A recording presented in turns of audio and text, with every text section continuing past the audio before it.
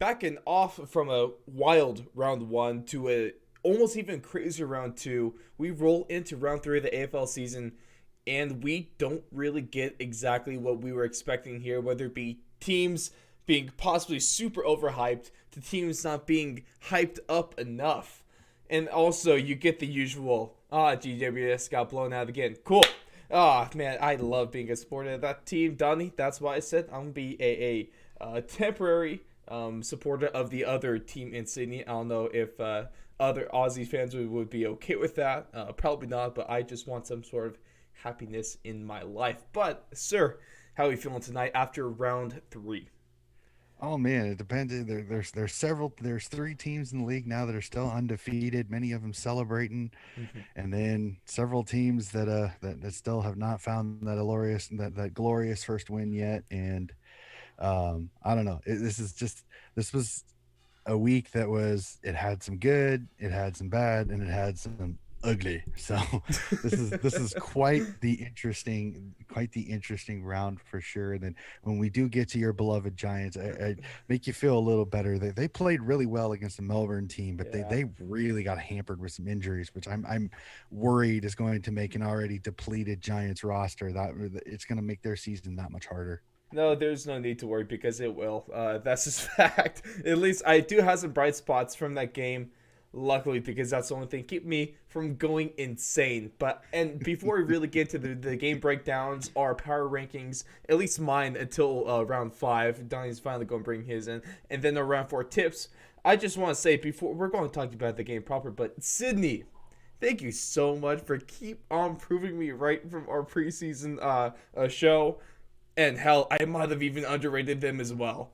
But we're going to start things off with Collingwood in Brisbane, with Brisbane finally getting that zero out of the one column. They get into it. They put a one on the board as they take this 11-7-73 to Collingwood's 11-6-72. And it's all thanks to Zach Bailey's after the siren kick from about 50 out. Really nailed that thing. Luckily, it wasn't too crazy of a kick. At least he was in front of the goal. But man, that is clutch as hell. And that was their first, like I said, and a very, very much needed win. Collingwood, though, they now are fall to 1-2 and drop down to the 11th on the ladder. And everything here was really, really close. The game, really, really close. The stats, really, really close. Except one where I don't know. I kind of the stats kind of deceiving to the way the game ended. Collingwood led hitouts, 63-4 with that fantastic defense, but they still fall 1 point short in this one. Donnie, your thoughts on this game?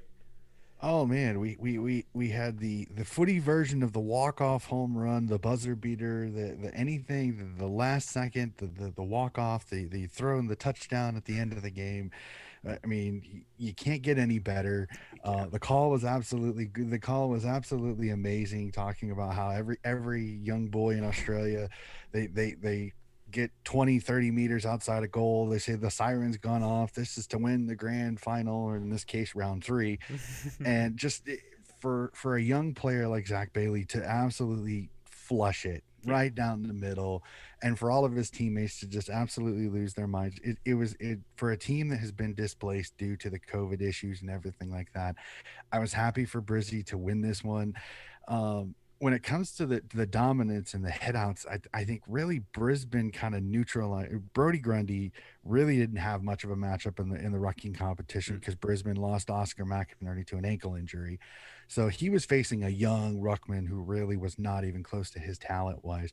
So Brody Grundy could do whatever he wanted, but Brisbane was able to kind of place their midfielders in just the right way that though Collingwood was winning the hitouts, Brisbane was winning the clearances at times. In fact, Mm-hmm. Brisbane actually led in clearances by one. So it was Mm-hmm. kind of a crazy game that it was one of those where though there was this so much dominance when it came to hitouts, it's really a misleading stat because it didn't lead to a domination of possession and inside 50s and everything like that. The rest of the game was relatively even.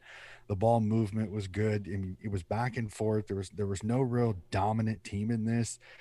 Brisbane was a little iffy going into halftime, but kind of got the kick in the pants at the halftime by by Coach Fagan, and they really came out flying in that second half, and they just chipped away, stayed in this. But this was a fantastic game and an ending that it's hard not to say is one of the most exciting of the entire round. Exactly. Really just fantastic stuff from that one. But we roll on into our next one, which was not as fantastic and not as exciting unless you're a Doggies fan and unless you want offense, no matter how you get it, you just want offensive scoring.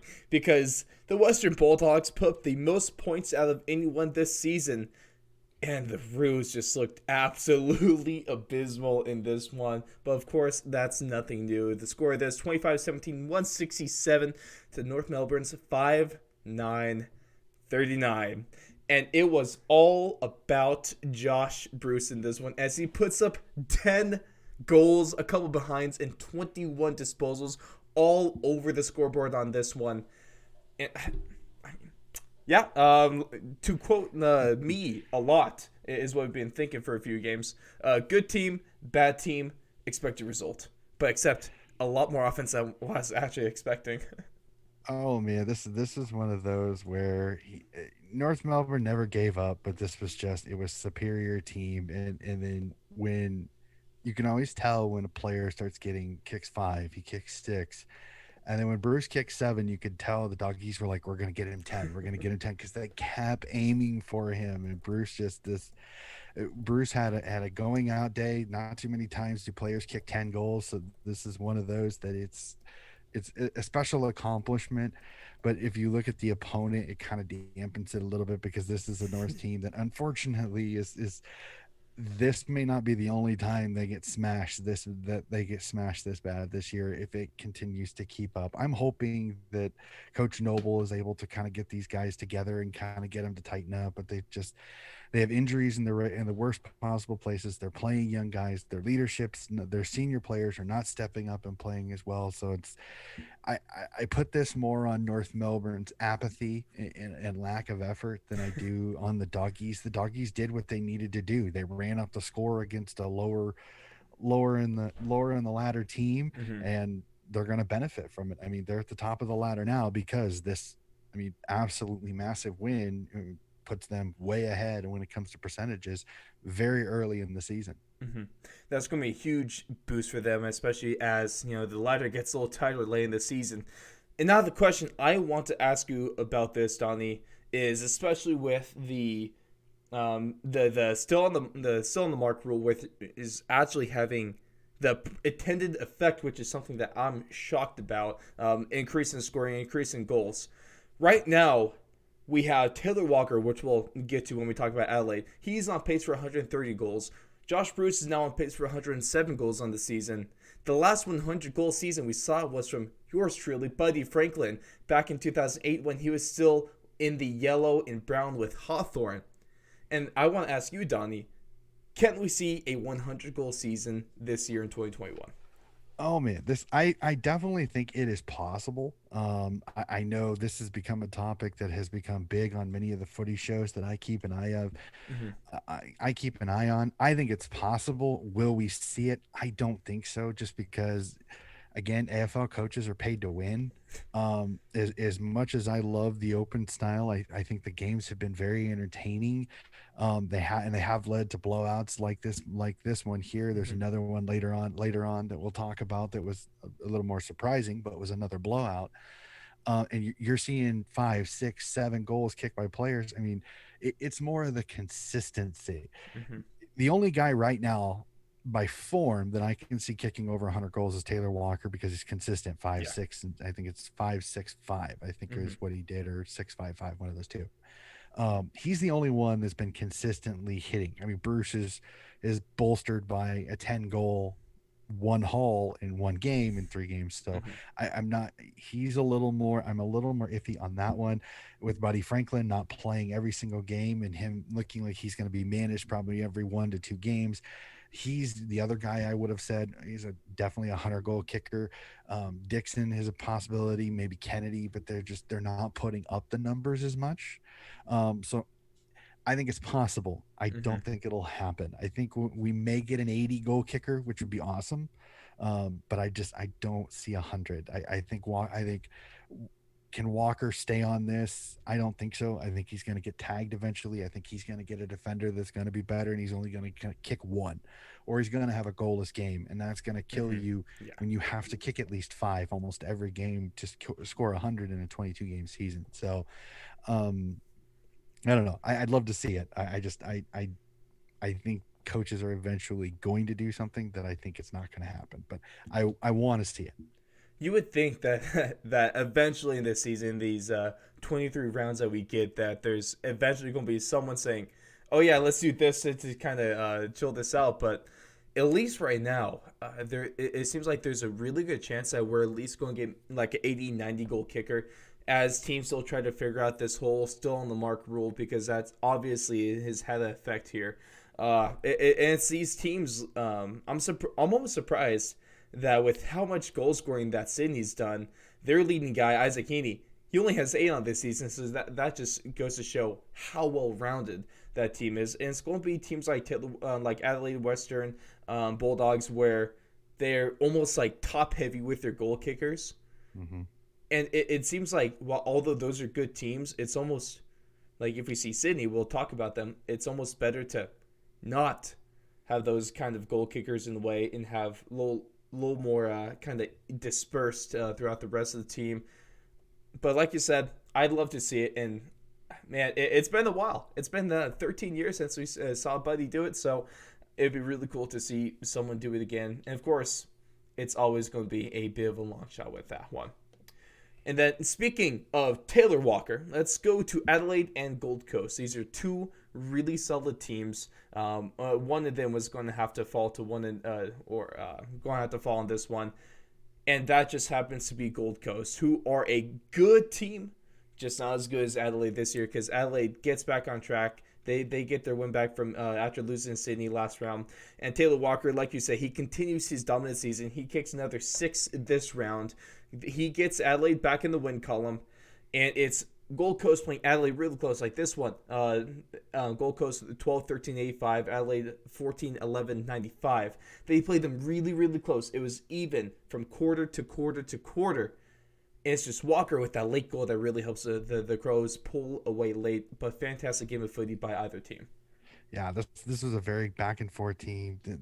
This Gold Coast team, just got so much young talent. The biggest thing that kind of marred this game a little bit for Gold Coast is their number one ruck goes down with a knee injury, Mm-hmm. and unfortunately, their ruck stocks are I mean bare bones thin. Unfortunately, they may be having a rookie guy come up in this week's round, so I'm worried this could affect Gold Coast a little bit because they're not going to get the ball use that they've been used to Mm-hmm. with their previous rock going down with an ACL tear, and he's done for the season. So it was kind of dampened it a little bit. But again, Taylor Walker, absolutely marvelous. This Crows team is just they're doing the same thing that Sydney's doing. Is Mm-hmm. that young talent? They're out and going. They're getting the ball movement. The Crows are fun to watch, especially in Adelaide Oval. And Taylor Walker is back to his old self. He's a goal snake. But the best part is that not only is he kicking goals, but he's helping with goals. He's getting the disposals. He's getting the passes. He's a great field kick. Mm-hmm. One of the things I got to give some of these really good goal scorers is that they're actually relatively great field kicks. They can pass the ball just as well as they can kick goals. Mm-hmm. So if he's able to get up the field and then he can't make it, he's able to find a target on a lead and then make it a little bit easier shot. So I think the Crows are building something. They're incredibly difficult to beat at Adelaide Oval, which is a big advantage. The only time they're going to play in Adelaide Oval where they may not be at home is the Port matchup and the showdown. But they're going to be tough to Mm-hmm. beat there. So keep an eye on the Crows. This is a sneaky team that might be pushing for finals this year if they can stay healthy in just the right places. One thing I want to kind of shine a light on for Gold Coast, at least in this one, although they fall in a very competitive game, still one of the better teams in the league. I want to highlight their tackling, because that has been a really good, consistent thing that they've been able to accomplish through the 3 rounds. They've been a really solid team, not letting guys get past them, not letting guys get away from tackles. And so that's been the positive thing to see. It's always great to have that solid defense right there, and that's what has gotten Collingwood into the finals. So maybe Gold Coast could kind of pull off the same sort of recipe for success with that one. Our next game, Donnie, I've been dying to hear what you have to say about this one because we get Richmond versus Sydney, and Sydney goes and they beat the brakes off the defending premiers in this one 17-15, 117 to 10-12-72. It wasn't close because this absolutely high powered offense failed in one thing and one thing only, and that is failing to slow down in this one because they got out to a 40-point lead in the second, and I don't think anyone was expecting anything close to that. There's no way. I was expecting a close game like this. I was not expecting a blowout. Richmond did attempt to come back with consecutive goals, but then, like the story of the game, Sydney would just respond. Richmond tried to kick a goal, maybe two, try to get the lead a little, try to close the gap between the two. And then Sydney just goes and immediately responds and immediately puts the lead back up to where it was. And the Richmond game was hindered by poor performance by who we thought was the leader for the Brownlow so far, Dusty. 0-20. It's just absolutely kept off the scoreboard. He was rushed the whole game on his kicks. That defense around him was relentless. And it was just this fast paced, never ending offense. And that's what gets a job for the Sydney Swans again. Oh, I remember seeing some of the coverage in the rewind from a year ago, and Damien Harwick complained there's 75,000 defenders back there. It's an atrocious game of football, yada yada yada.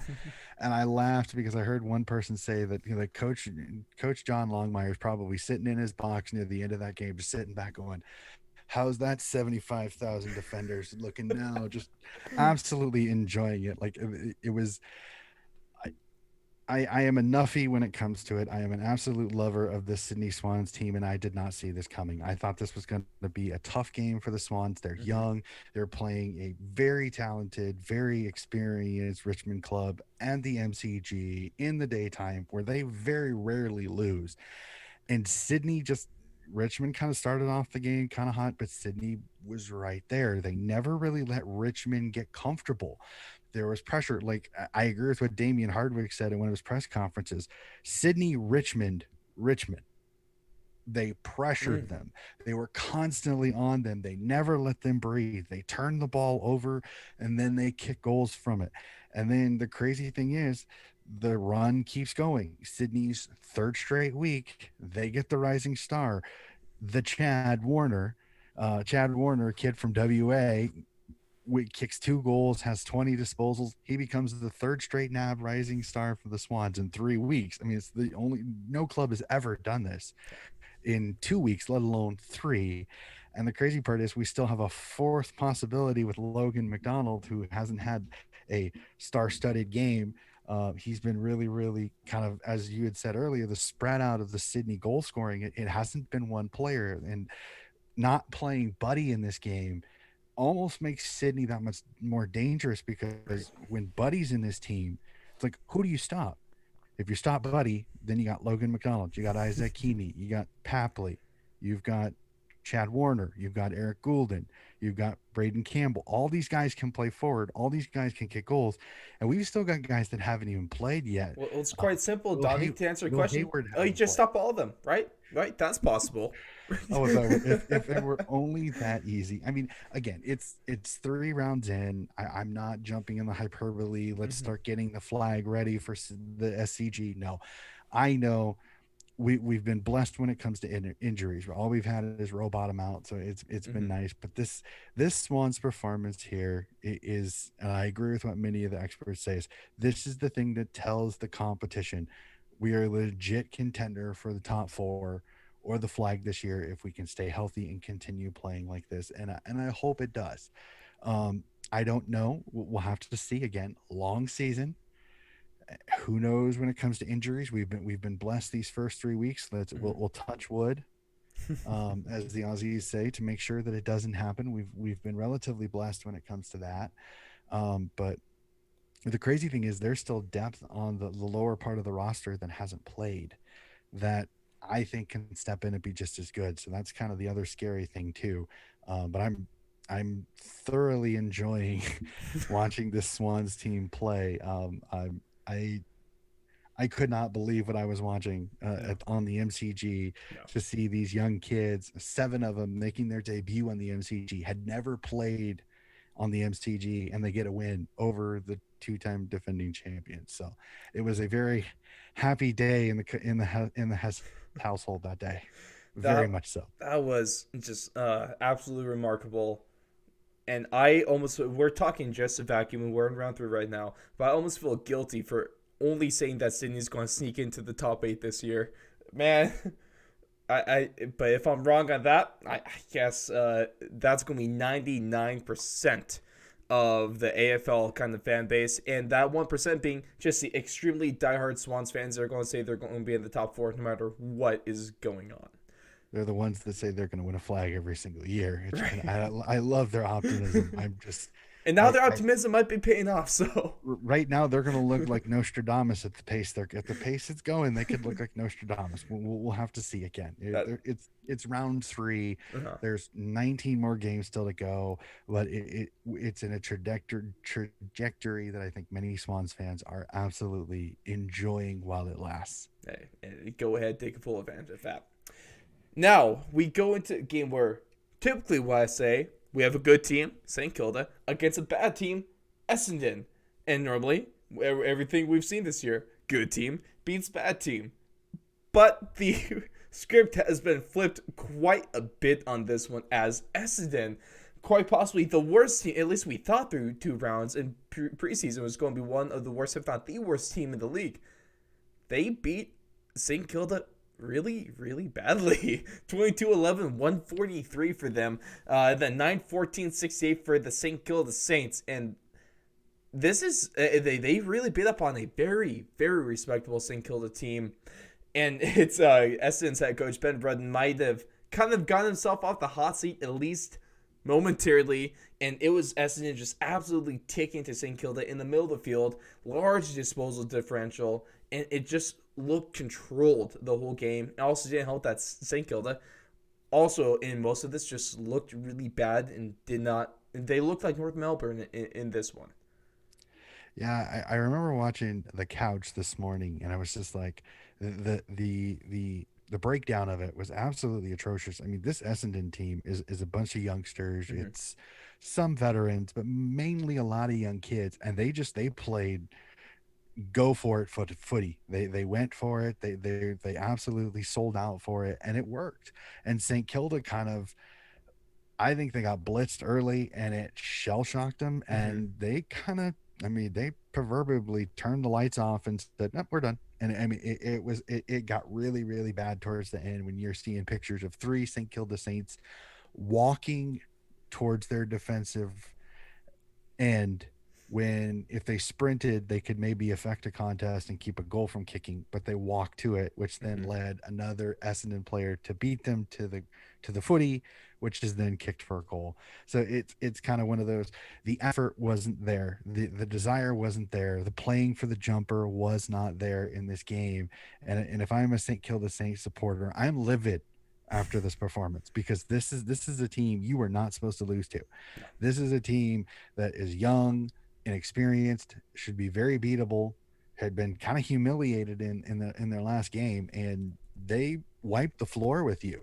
I mean, I St. Kilda has got to pull up their bootstraps this week and get to work, and maybe come back this week and have a much better performance, because if not, St. Kilda's season is in trouble a little bit, because this is a worrying sign that a potential wooden spooner there for a bit until this win here, a Mm-hmm. potential wooden spooner team just literally kicked your rear end easily. Yeah. Yeah, really scary stuff if you're St. Kilda, a team that could, at least before this, look like they might be able to take a spot in that top 8. Definitely going to have to go back to the drawing board on this one. And now, like talking about Sydney, they're a team that solidified themselves atop of the ladder. And then the other team that was right up there with them was Port Adelaide. And I was talking about this last week. They beat up on 2 of the worst teams in the league in North Melbourne and then in Essendon. And I was asking, because this is going to be the first real test of their season against West Coast. I was asking the question, are they legit or are they just beating up on bad teams? And I guess that they were just beating up on bad teams because West Coast, one of the better teams in the league, to a lot of people, they are a flag contender, at the least, if anything, a flag favorite. And they put a hurt on Port Adelaide in this one, 16-12 on the way to 11-5-71. And it was, I think, the thing that really, if you want to say a pun on this one, because he really just jumped off my screen, and that was flying Liam Ryan on this one because he was going everywhere. He was airborne, I think, half the game down. I can't remember when he was actually had his cleats on the ground at this one. He was putting up Specky after Mark, another Specky, and he really led this Eagles offense, especially there in the 50, which they dominated in. They dominated disposals, clearances, and marks. And it was just a really, really good showing by West Coast in this one. And sadly, Port Adelaide does feed into that narrative of did they benefit from two of the lower teams in the league Mm-hmm. playing them, that maybe they kind of took West Coast for granted a little bit. Because I mean, West Coast Eagles are always tough in Optus Stadium. I mean, that has become a fortress for the West Coast, for the Perth teams. I mean, it's hard to beat West Coast teams in the West Coast. It Mm-hmm. really is. But this, I mean, Port Adelaide they did not really put up a major fight in this. I mean, and this is a West Coast team that Shuey has a great game and then he hurts his hamstring. So there's a little bit of unease in the Eagles camp a little bit because some of their better midfielders are going down hurt. So we'll have to see how they kind of respond to that. But at Port Adelaide, this was the kick in the pants that I think they kind of needed. Mm. This humbled them a little bit because you could tell as they left the field that they knew that they they did not show up the way they should have in a game that I honestly believed they had a chance to go into West Coast and pull the victory out because I thought this team got better through the off season. They had started off, they had a ton of confidence, and it was like I don't know if the Eagles surprised them with how they came out. If Nick Natanui just gave such a dominance with the tap outs that the midfield really kind of overran Port. Mm-hmm. I don't know, but this is a worrying sign a little bit for Port that this is a loss that really kind of handcuffed you because it questions are you was your first couple of games myth more than they were reality. So we'll have to see coming in. Again, there's still 19 games left, plenty of time, but that is a little concerning that a team that you got to beat that you may see in the finals just kind of spanked you a little bit. And that is a really good point you made, though. Whether it is like a wake up call for them. And it's one of those games where if you're going to have a wake up call like this, if you're going to have a bad game against a good team, it's better for this to happen early in the season in round 3 where you still have plenty of time to recover, build, and learn from this game. So that's the takeaway if you're if you're a Power fan over here, but they really got to get something else going because if they keep on playing like that, that could spell disaster. The next game, we had a Carlton versus Frio in this one, and Frio, oh, those poor guys, poor Dockerman, because that team is just absolutely Swiss cheese with injuries all across that roster, and they failed to get some revenge from last year's game. You know, we all remember that one a little bit. The first real controversy I saw at the end of the game where they get there after the siren kick, something that may or may not have should have even been given to him, but that was last year's news. We're in this year, and they fall to the Blues, and once again, not having Matt Fife really, really hurt them. At least, and then for the Blues, you had Harry McKay. He kicks a career high of 7 goals in this one off of 12 scoring chances. So he was all inside that 50. And the Blues really just overwhelmed a battered Frio team. And this is ultimately the result that most of us were expecting. And this Carlton team kind of they showed why there were talks that this is a team that could potentially play finals if they play as well. I mean, yes, they kind of had kind of a horror run. They play a Richmond team that's very good, Hmm. and then a Collingwood team that kind of bounced back after a crappy first game, and this was kind of their balancer. This was kind of their let's get our season back on track type of game. You face a very wounded, very weakened Frio Mantle Dockers team. You get them at home, and you have a field day. Walsh is really good in the midfield. Cripps has a coming out game after a couple of weeks of people kind of questioning whether he was going to be able to transition into the new style of game with the Hmm. man on the mark being a little bit quicker footy, and Cripps is more of a contested ball bowl that many people questioned whether Cripps could survive in this type of the gameplay. And then Harry Mackay goes nuts. He kicks 7 goals. The only part that's rather frustrating is I think he also kicked 5 behinds. So he could have Hmm. he could have kicked 10 goals himself Hmm. if he'd have kicked straight. So if I'm the coaching staff, you love the 7 goals, but you're almost a little you're like, dude, put a couple more between the big sticks. Let's not have so many misses. But again, a solid win. Um, I'm not going to say that this Frio team I think should get five back this week, so Hmm. maybe that they'll bounce back a little bit this next week. It's just they their young guys needed a little bit more experience in the midfield, and they just didn't have it. Their double ruckman just did not play well. They seemed slow. Were constantly bombing it in and getting intercept marks for Carlton. So this is just a game where Carlton just kind of had the best possible opponent for a bounce back game. And then going from one injury riddled team to another, albeit not as much, but still, nonetheless, we're going with GWS and Melbourne. And the score might have been let's so for me at least, so I cannot be as sad. Let's talk positive about this game if you are a GWS fan, because the score is not as bad as the game really was. It was a Mm-hmm. closer game than what the final score goes to show. With that being 15-12 on 2 for Melbourne and 11-2 68 for GWS. And if you're looking at that, if the bright side, Donnie, one of the bright points is here. Look at you, GWS. You're kicking accurately. 11 goals to 2 behinds. I'll take that a lot, but it still only put up 68, so there's going to be a little bit of a problem there. And things started out really well for them. They actually had the lead for a decent amount of time, and then things just kind of go the other way, and they go the other way quickly.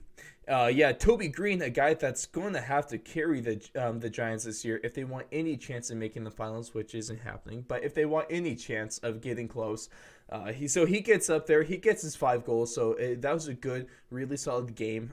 Hopefully he's able to bring this momentum into round 4. But it's Melbourne really controlling this game. GWS had no answer for a lot of their offense.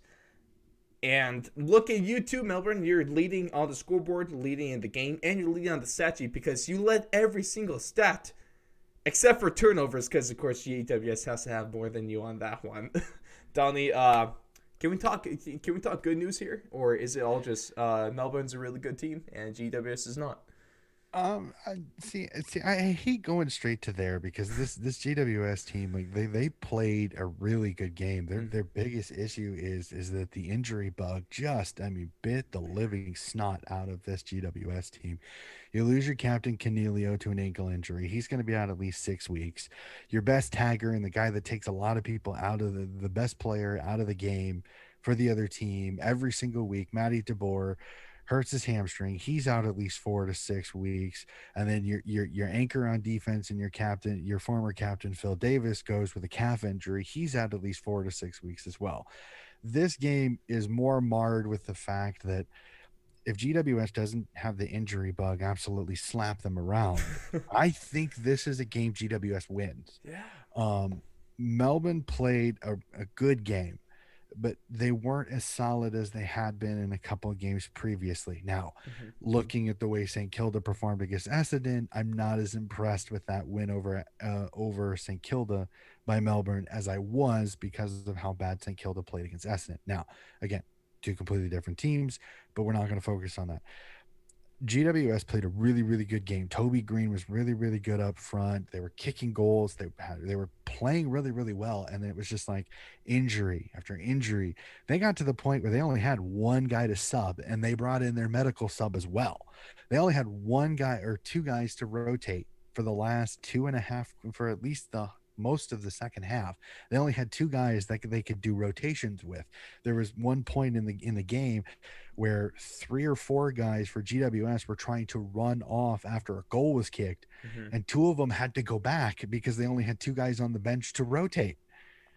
It was So painful. It was painful it, to watch. it's and I heard the joke a little bit with some of the radio stations. They were saying, well, is now you're going to hear teams like GWS and Essendon arguing for a fifth sub and yada yada. And I'm like, no, they're probably not. It's just it happens. Unfortunately, you hate when it does, but it happens. So we'll really have to look at that and see how that was. I think GWS. I completely agree with you. The score was nowhere near. This was a 2-goal game Hmm. most of the game. Melbourne kicks a couple late. Kazi Pickett is an absolute insane monster, which is, I mean, again, he proves why he may be the Victorian version of Liam Ryan in the next couple years. He's going to be taking the hangers all the time. Those two are going to be fighting for Mark of the Year every year at the pace they're Right. going, because they're both, I mean, absolutely electric players. They both like to go for the specky. They're both incredibly talented with the footy in their hands. They're both incredibly quick and so much fun to watch. Those two are going to be fun to watch over the next few years. But this was a Melbourne team that they did just enough to win this game.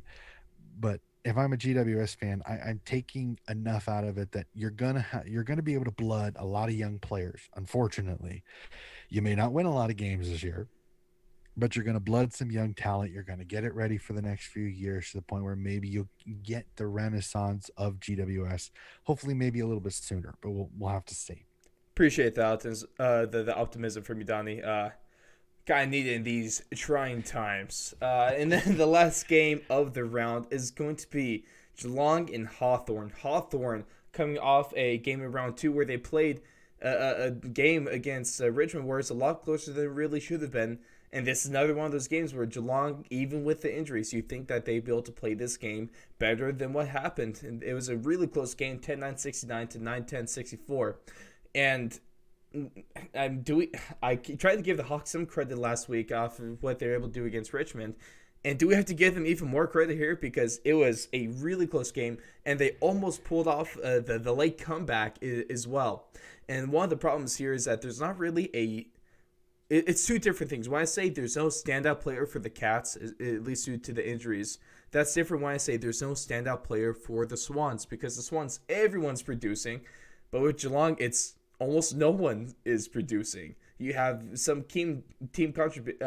contributors, don't really have any sort of star, especially no Dangerfield. Jeremy Cameron's still out. You got Hawkins, but he just had a couple goals in this one. A quiet game from him.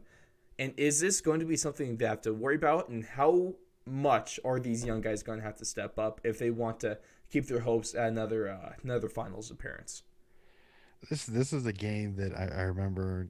I was watching some of the footy shows and just, oh man, this game got absolutely destroyed by so many of the experts. They were like, this is last year's footy. It was boring. It was not fun to watch. It was slow. It was until about halfway through the fourth quarter when Hawthorn went on a run where they were starting to kick goals. They were pressuring. They were getting after it.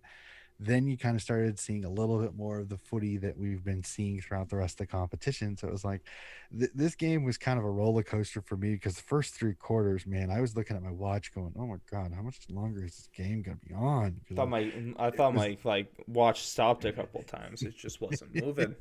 Oh, it was. I mean, it was cagey. I love cagey games as much as the mess one, but this was one of those where it was like I was almost angry at Geelong. So I'm like, Geelong, you've got more talent, you've got a better team, you've got the better players in the right positions. Go for it. And they were just so passive at times. I'm just like, come on, Cats, you can't do this. I mean, I know you don't have Jeremy Cameron, I know you don't have Dangerfield, But oh my gosh, come on. You've got Selwood, you've got Hawkins, you've got Guthrie, who has 43 disposals in this game. You've got so many young, talented players in Selwood and Henry. Go for it. Stop playing back. You're playing right into Hawthorne's hands. That's what they want you to do. So this is one of those. I was infuriated at this game because I'm just like, come on, Geelong, you can't play this way. And I'm gonna say it right now: if Geelong does not find a way to play faster footy now, maybe when Cameron comes back and some of this injuries are kind of back, when you have your full squad of Dangerfield and Cameron and all that, maybe they will go a little quicker. Hmm. I'm just a little worried that when they play teams like Port, when they play teams like Western, when they play teams like Sydney, when they play teams like Richmond, they're going to get run if they don't start kind of if they can't play their style of controlling uncontested mark to uncontested mark footy. And I don't know if they're going to be able to do that against some of these teams. Yep, it's. I'd be a little worried if I'm a Cats fan right now. Hopefully that they're able to get their guys soon. Dangerfield will be back soon. Jeremy Cameron hopefully will be back soon. So those two guys alone have the ability to totally transform this team. But uh, it's still something to be worried about. You're going to have to see a different team, maybe a different mentality moving on, starting in round 4. But that's going to do it for round 3, and we're going to roll into my power rankings. I can't wait to be joined by Donnie with his after round 5, or are we going into round 5? Well, between five, we're Between in 5 our and 6. round 5 review into Okay. round 6 is when Okay. when because then we'll have 5 games. That way, I'll have a form chart to go off of and everything like that.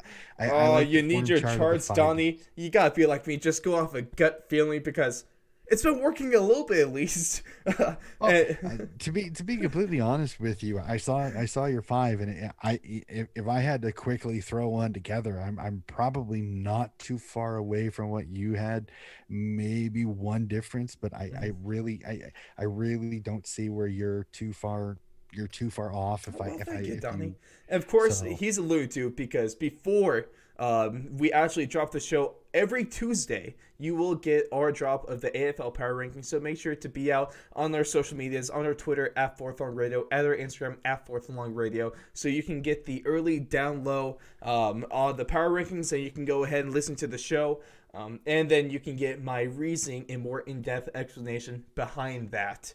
And we're going to start things off because two teams have dropped off since last week. Richmond and Port Adelaide, after the losses, they both dropped out of the top 5, and they deserve it. I don't want to hear otherwise.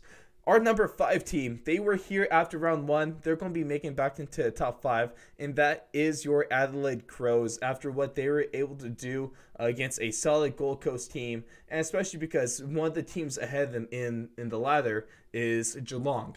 But for all the reasons that when we talked about the Geelong and Hawthorn game, I have no confidence in this Geelong team. Sure, they win, but are they kind of hardly won that game. They're kind of stumbling along. So Adelaide is your number 5 team.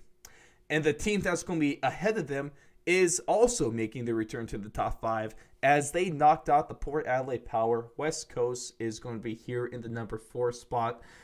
There's a lot of things going right for them. They look good. They kind of pass the eye litmus test. They're 2-1. They're in that top 5 of the ladder, and so they're still behind a game or some points behind Port Adelaide. It looks only like 5 percentage points away. So they're right there. They really should be ahead of the team that they just smashed. So they deserve this spot in number 4. Number 3 is going to be the Melbourne Demons. To me, it was kind of a toss-up between West Coast and the Demons because both of them, you could easily make a claim for either team. I'm just going with Melbourne because they were the number 4 spot last week, and I don't think West Coast made a large enough they had a fantastic game, but I don't think they did really enough to catapult themselves in front of that given where they were last week. So Melbourne is going to be the number 3 team. And then the team that has put up the most amount of points on the season, it was against North Melbourne, but they're in the 4. I believe they were 3 or 4 last week. They move into the number 2 spot, and that is the high-powered midfield offense. Anything you want to say, they got it. That is your Western Bulldogs. They're at number 2. And then, who else, Donnie? Who else? We had the team from last week. They're the same team this week. They're number 1. The team that just beat the brakes off the defending champs from last year. It is your Sydney Swans. And I gotta say, I love you, Swanee fans, because you're making things fun over on Twitter, obviously, and Instagram, giving a lot of support. I have no idea why, but it's been a pleasure to see all you guys. Of course, so week 1, those dropped, and it was all these Richmond fans giving a lot of likes, but it was Richmond number 1.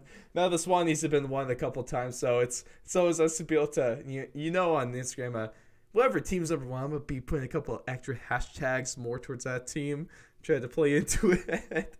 But, man, Sydney deserves it. They are easily the team to beat at this point of the season. And I really don't really see anything slowing them down at this point. But it is Adelaide, West Coast, Melbourne, Western Bulldogs, and your Sydney Swans round up the top 5. Yeah, it's very interesting. I took a real quick look at the ladder here, real quickly. Mm-hmm. That you have from 5 to 1. You have eighth place, if I remember correctly. Yep. You have eighth place Adelaide. Yep. Then you have 5th place West Coast. 5th place West Coast, and then 3, 1, 2. So it's very you kind of do a little bit of the form guide a little bit. So like I said, I have no arguments. I think Geelong has underperformed a little bit. The win over Brisbane, a little bit of controversy there, so I take a little bit off of them. Richmond just got smoked by Sydney, so it kind of downs them a little bit. Port Adelaide just got beat by West Coast. So I like I said, I have no arguments on that top 5. That's a very solid top 5. I find it interesting that you have Sydney over Western, but again, you could say Western's number 1 because of percentage, because of that massive win over North Melbourne.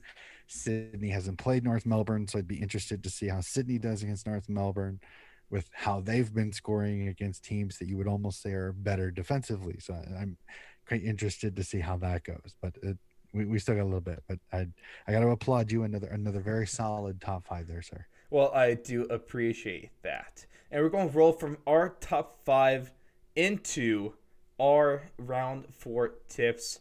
And let's get things underway with the first game of the round, Donnie, because this one is shaping up to be a pretty solid round here. And the first game is going to be Sydney, your Sydney Swans, against Essendon. And this, before what we saw last week, at least before the Essendon game, this is a game where, Sydney by 100. Now it's like, is Essendon actually going to do something here? But no, they're really not. I mean, Sydney all the way. There's nothing that's going to stop them. I got Sydney by 50. I don't know about 50. I think Essendon's got a little bit of confidence. The thing that I look at it as this is SCG. Sydney's played well at the SCG. Buddy Franklin's back. I don't know if Essendon's really got a guy that's going to be able to guard him one-on-one. It's a lot of targets up forward, as you said. The distribution of goal kicking has been spectacular. This is going to be a game won in the midfield. I believe that the rocking and the midfielding advantage is really for Sydney in this one. Hickey has played really, really well for the rock for Sydney. Essendon's rock is very inexperienced there, and without Dylan Shield in the midfield for Essendon, I think Swans just have a little too much. I think it's a 4 or 5 goal win for the Swans here. I think I like them at the SCG. I like with Buddy being back that they play with even more energy. I think it's going to be a sellout. I don't think there's going to be any tickets available. Even at 75 capacity, I think it's going to be a sellout. I think this is going to be a great Thursday night game to kind of show the AFL that the Sydney people, the Sydney Siders, do back the Swans quite heavily. So, yeah, that's going to be a fun one.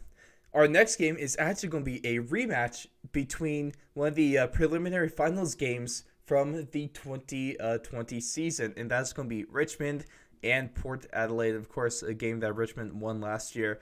These are two teams that really need a win after what happened in round 4. One team got like you said, Dine, they got gut checked. Is what we say, or at least what a lot of my football coaches say. You get gut checked. Then the other team is one that just got demolished by the better team. And so two really important things to go here. How do you see this game playing out? Oh, this one I bounce back and forth a little bit because I mean, normally you'd say championship caliber team, you go Richmond, usually bounce back well. But the problem is that Richmond is notorious sometimes when they leave the confines of Victoria, they struggle a little bit. This is not a team that always transfers its superpowers of the MCG where they have the Tiger Army absolutely lighting them up with energy. When they go on the road, sometimes they don't play as well. I think Port coming back home, playing a Richmond team that has not played well. Port is so hard to beat in the Adelaide Oval. I'm going to go with Port in this one, but this is another one could come down to a final kick just because I think these teams are relatively even, relatively Mm-hmm. close. These are two teams. This is a preliminary final, grand final type of feel to this one because both of these teams want to get the momentum back on their side for their Mm-hmm. season. I go Port on this one, but close. Port Adelaide, couple dominant wins to start the season. Then they get handled by West Coast. Richmond, a really good win against Carlton to start the season. A shaky win against Hawthorn, and now a big loss against Sydney. This is a team that is extremely veteran. This is a team that has been in every situation that you can throw at them, and they know how to handle it. They've always been able to bounce back from this. So, like you say, it's going to be extremely close. I'm gonna roll with the Tigers on this one. I just think they've been through too much recently, and I just love the veteran experience on this team, and I love the coaching. And this is something where I think they're going to be able to bounce back. And if before we looked at last week, I always said that Richmond was a better team. So I'm just going to stick with that. Richmond by like, I don't know, a few behinds on this one, not even a full goal. Mm-hmm. And now, huge game for the Brisbane Lions as they're taking on a ginormous test in the Western Bulldogs. And I just don't see it going well for Brisbane in this one, if I'm being honest. Yeah, this one's. I think Brisbane comes off all that energy off a big win, but they're running into the buzzsaw team of this competition. I mean, this is a Bulldogs team that is absolutely in fuego right now. They're playing really well. Their rucks are playing well. Their midfield's playing well. They're kicking goals. They're playing good defense. Um, I think Brizzy keeps it closer than some people think. I'm going Mm-hmm. to give the doggies this win because again, Brisbane coming off the high of a big win. Sometimes you can come out flat the next week because you spent so much energy and emotion into that one. I'm going to go the doggies, but I think Brisbane keeps this within 2 goals. I think it's gonna be really close too. There's just something about the Bulldogs that are just absolutely terrifying me this year. It's really just like a buzzsaw right there in that midfield. The next game is going to be the St. Kilda Saints and the West Coast Eagles. And this is a game where St. Kilda, yeah, you just get trounced by one of the worst teams in the league. West Coast, you just beat one of at least who we thought was the best team in the league. And so I think West Coast is going to be able to ride that momentum into a not an easy win, but I think this is something that they're going to be able to control from siren to siren. Yeah, a few weeks ago, before that atrocious performance against Essendon, I would have given St. Kilda a little bit more of a Yeah. run here. But West Coast, yes, it's going to be a Marvel Stadium, so the travel back to Victoria isn't easy.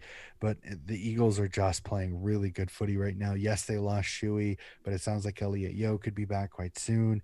Nat Nui is just going to have a field day against a young, inexperienced ruckman. Marshall may be back for St. Kilda, but I just don't know if he's going to be at full tilt. I'm going to go with the Eagles on this one.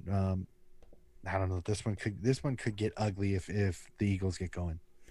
Yeah, that's that's for damn sure it could. And then here, actually, I think this might be a contender for match of the round in round four. That's Gold Coast and Carlton. Two of these kind of medium tier teams that have a lot of potential with them and have been playing really solid. And I think it's going to be a really close one. What do you think about this? This one, if Jared Witz doesn't go down in Gold Coast game against Adelaide, I'd be much more bullish on the Suns a little bit. But Hmm. knowing the fact that you could be playing a rookie ruckman in this game against Mark Pittonet, um, which is not a good matchup at all. Carlton's got some momentum. Eddie Betts is back doing what Eddie Betts does. I think Carlton has just the right amount of skill and talent in the places that they need it. I think they're going to nip this Gold Coast team again. I think this is another close one because I think Gold Coast, they're starting to get their mojo a little bit. They this young team starting to kind of gel a little bit, and I think that they're going to be tougher and tougher as this year goes on. Hmm. I just think Carlton nips them just by the tiny. I think this is less than a goal. I think Carlton stays in this game and just kind of eventually overruns the midfield of Gold Coast with Patty Cripps and Sam Walsh are just so hard to stop in the midfield. So I'm going to give Carlton this one probably by like 8. I wanted to go Carlton. I'm going to go Carlton by a smaller margin. I'm gonna give this another game, one of those where it's won by maybe a few behinds. Carlton by 4. Mm-hmm. This is a hard one to pick though. I'm actually Yep. really excited to see how this one plays out. But a game that I'm not excited to see how it's going to play out is Collingwood and GWS. Oh, GWS, they're well on their way to starting 0-7, and this game should really be no different. Collingwood should be able to handle GWS. If, to be fair, if the Giants are able to play how they were able to play against the Demons in round 3, this is going to be a lot closer game, and I really think this is a closer game than it really needs to be. Especially as a fan, what GWS does, they get your hopes up. They think, oh, hey, we're going to win this one, and then they blow it late. And so that's another thing here. I think GWS is going to have the lead a few times in this one. Collingwood is going to come back late or just win a close game. Honestly, GWS winning this one, unfortunately. Unfortunately, I'm going to go pies in this one, and I don't think it's close. I think it's three or Oh. four goals. Honestly, you lose Matty DeBoer, you lose Canelio, you lose Phil Davis. Hmm. You're going to be playing young players against a team that's humming right now. They're playing really well. Grundy, I think, has got his mojo back. DeGoey is absolutely electric. Mason Cox is kicking goals. Mychek's kicking goals. Their defense is one of the best in the league. Hmm. Moore and Crisp are absolutely so difficult to get by. They take great intercept marks. Jeremy Howe has seemed to have come back from his knee injury just as good as years before. I just I want to give GWS much more of a shot because I know they've got the talent. But Hmm. this Collingwood team, I think they're humming at the right time. They're catching GWS, like I said, kind of the perfect time. They have 3 fresh injuries to 3 of their superstars, and they're in places that really would have helped. DeBoer could have been able to tag Scott Pendlebury, which could have opened it up. You could have been able to put Phil Davis on Cox, and then losing Canelio, who's your other battler in the midfield, to help kind of neutralize Steel side bottom. So Hmm. I just these injuries are at the worst possible places. Your full forward guarder on Mason Cox. You really don't have anybody his size, and then 2 bulls in the midfield that can kind of balance out the midfield competition, even with Grundy at your rock. So unfortunately, a 3 or 4 goal win by Collingwood is how I kind of see this one. I'm sorry, Ross, but Woo! Love it. That game, North Melbourne, Adelaide. Adelaide is winning this one. Let's move on. yeah, no argument with me on that one. Even at Marvel, I got to go with Crows. That's the easy one right there. One that might not be as easy, but I think this is still a clear winner in this one is Melbourne and Geelong. Man, I just don't know about Geelong. I'm not sold. And this Melbourne team is rolling. I gotta go with the Demons. This is my game of the round. Mm-hmm. This is going to be the game I am the most interested in seeing because this is very intriguing. This is a Geelong team got to play the Demons at the G. The D's are playing well. The D's have got some young talent playing really well, and Geelong is coming off.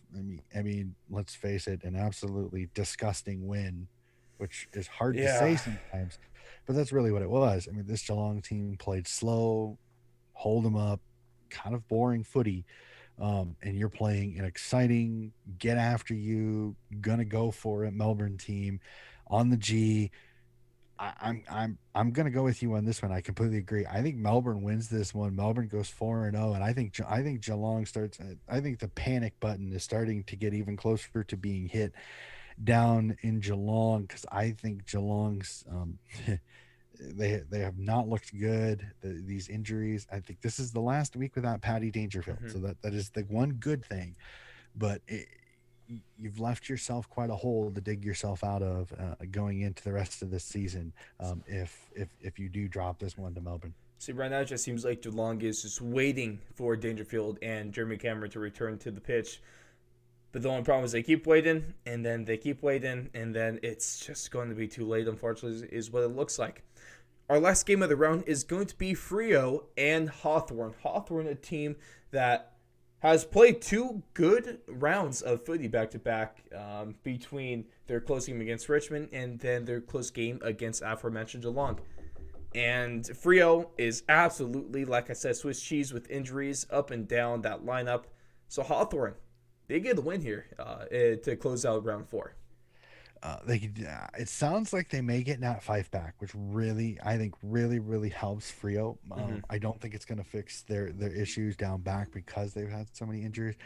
I agree with you. Normally, I Victorian teams going to Optus Stadium is never a good show. I think this one is super close. Like, I think this one comes down to the last couple of minutes. I think Frio at home plays super well. Their defensive style is going to help them here against the Hawthorn team that has not been, shall we say, effective, scoring as much as they probably want. Now, I think the last two games they've kind of played more of a defensive style to keep themselves in the game, which Alistair Clarkson is a genius. He's going to figure out a way to do it. This one is just a weird one. This one's going to be a cagey one for me. I think this one's going to come down to who kicks more accurately, to be completely honest with you. I think Hawthorne is just a little bit more accurate with some of the guys they have in their forward line. I'm also going to go Hawthorne on this one, but I'm not super confident because, again, Victorian team going over to Optus Stadium. Frio Mm-hmm. usually plays well at home. The injuries do concern me. They are sounds like they're going to get Fife back, but there's no guarantee. But I'm gonna go Hawthorne on this one, but I'm not super confident on this one. So, Docker man, if you end out watching this one, I really hope your Frio team plays a little bit better, because this one could be quite an interesting watch. Yeah, I think that's a little bit of an understatement. Fingers crossed for that man though, because I think he's slowly going insane from what he's posting on Twitter. He's slowly losing it, and we need to reel him back. And no better way to do that than with the Dockers win. Well, he's giving me stuff because I'm leading our league, the new New league. league. I'm leading that, and it's only because I played the throwaway team the last game and put up a good percentage point win there. And See, I'm just the out guy here who's in getting the like guy who's these in 2 second wasn't too a.m. happy injury about it. notices, and I just wake up to them. I'm like, oh, great. Oh, I'm doing so well. The You gotta powers that be. once we're off mic, I'll give you a couple of tips to kind of help you out with that I a little, appreciate that. help you out with that with a little bit. I'm cool with that one. But ladies and gentlemen, that's going to wrap it for our round three breakdown of everything Australian football. Big thank you to everyone that continues to listen, especially you Australians, because you are really just been killing it. You've actually surpassed, at least on our audio streams, 20% of our viewership is Australian. And we're following in our American viewers, which is kind of great to see. I'm so thankful for all of you guys to be able to hop on board like this and kind of accept these Americans. I feel like there's always been a bond on the I felt like between Americans and Aussies. It's almost like well, we just call them. I think the term here is British Texans is what they're known as. Uh, I'm sure.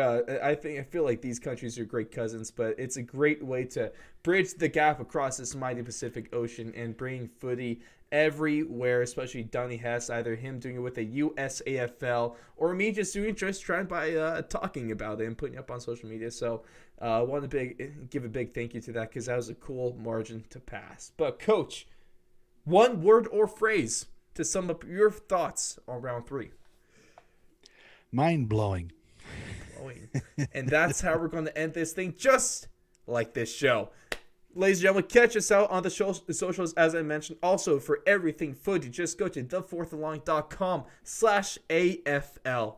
And we will catch you guys after round 4.